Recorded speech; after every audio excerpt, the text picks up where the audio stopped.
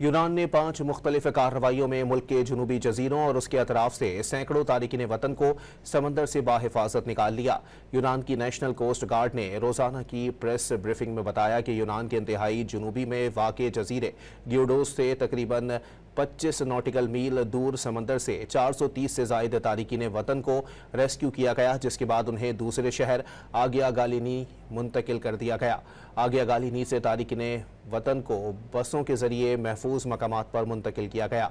इससे कबल गिवाडोस जजीरे से 30 नॉटिकल मील जुनूब में एक माल बरदार बहरी जहाज से 67 तारिकीन वतन को निकाला गया, जिन्हें करीटे के जजीरे पर मुंतकिल कर दिया गया।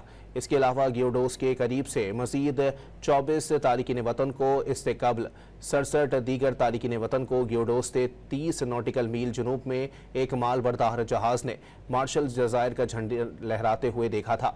इस दौरान वाक़ये में यूरोपीय यूनियन की फोनेटिक्स बॉर्डर एजेंसी ने यूनान के सबसे बड़े और सबसे ज्यादा आबादी वाले जजीरे करीटे के करीब 2 कश्तियों पर सवार 96 तारिकीन वतन को बचा लिया।